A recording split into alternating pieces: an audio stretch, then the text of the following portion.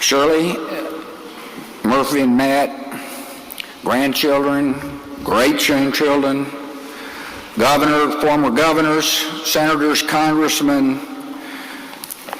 Laura sends her best. And I am honored that you invited me here today to help celebrate the life of Zell Miller, a great American. On the way over here, I was just thinking about how many governors of Georgia or anywhere had 3 presidents eulogizing his funeral.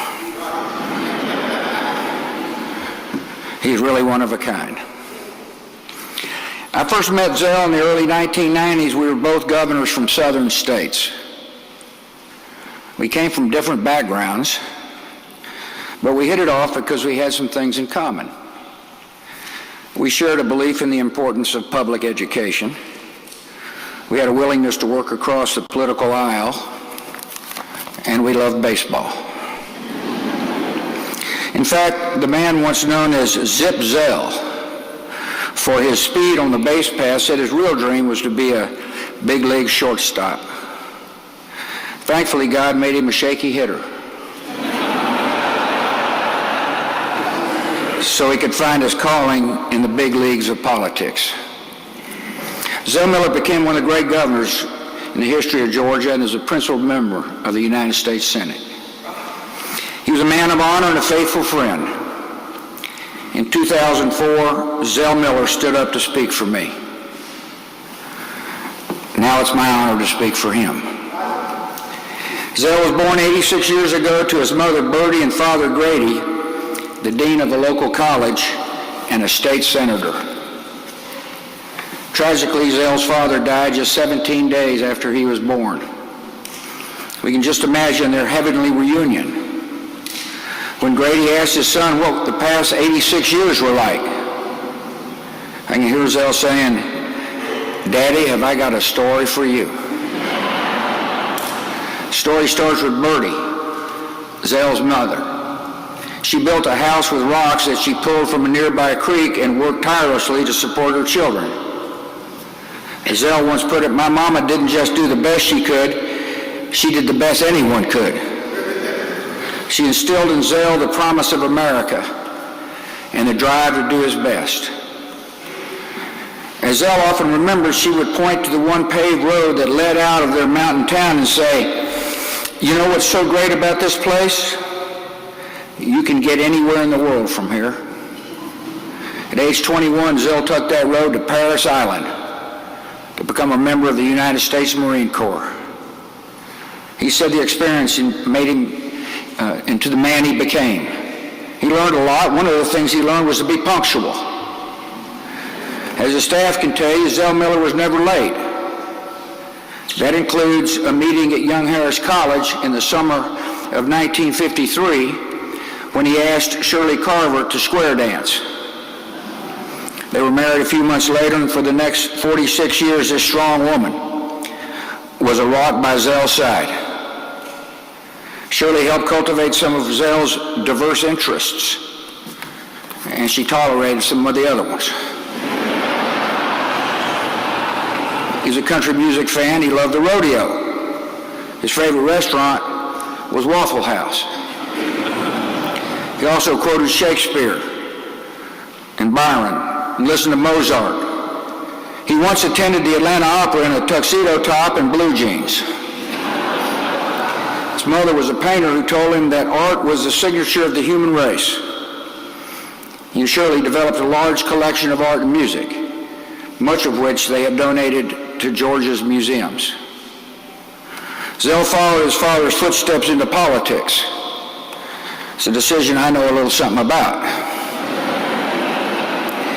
He was elected mayor of Young Harris, state senator, and 4 times as lieutenant governor. In 1990, the people of Georgia made Zell their governor. Nobody was better prepared for the job. At an inaugural reception at the governor's mansion, a guest told the new governor, "I've been waiting out there for 45 minutes. Zell said, "Man, I've been waiting for 16 years.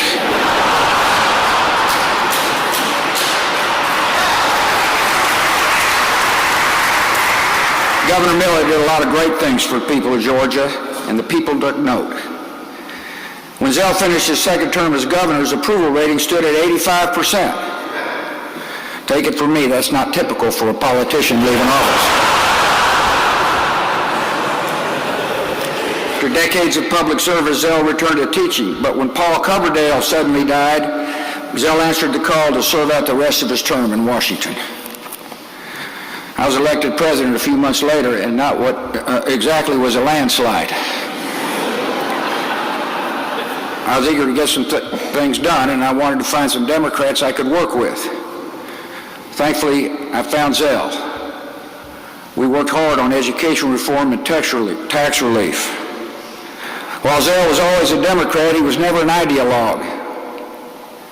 As he put it, you won't find average Americans on the left or on the right, you'll find them at Kmart. After the horrors of September the 11th, 2001, we became a nation at war. There was never a doubt where the Marine from Georgia mountains stood. Zell was a steadfast supporter of our troops and measures to protect our homeland. 2004, Zell announced that he would support my re-election and offered to endorse me at the Republican convention in New York if I thought it would help.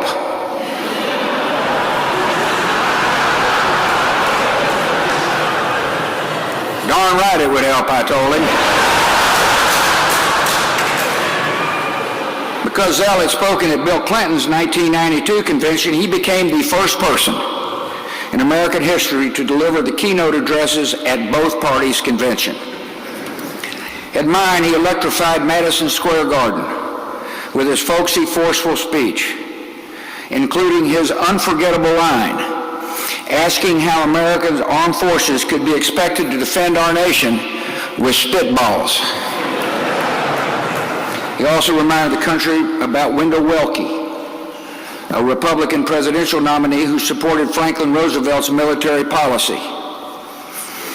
Willkie said that if he had to choose between an epithet that said, "Here lies a president," and one that said, "Here lies one who contributed to saving freedom," he would prefer the latter. Zell went on to ask, where are such statesmen today? The American people had to look no farther than Zell Miller. After the election, many politicians would have asked for something big in return for their support. Not Zell. He did eventually tell me he would like to serve on the American Battle Monuments Commission, a government agency charged with maintaining military grave sites. As Zell put it, I'm just an old man looking after cemeteries. That was typical of Zell, a humble man who put service above self. He never forgot where he came from or where he was headed. As he said in his Senate farewell, everywhere I've ever been really was on my way back home. Shirley and members of the Miller family, thank you for sharing Zell with us. His life is a testament to all that is good and all that is possible in this country we love. There will never be anyone like Zell Miller, and he leaves an example that we need more of our political leaders to follow. He lived out the Marine Corps creed, Semper Fidelis, always faithful, faithful to our country, faithful to his family, and faithful to his faith. Now the boy from the little rock house has reached the top of the mountain, and we know he's home. May God bless you.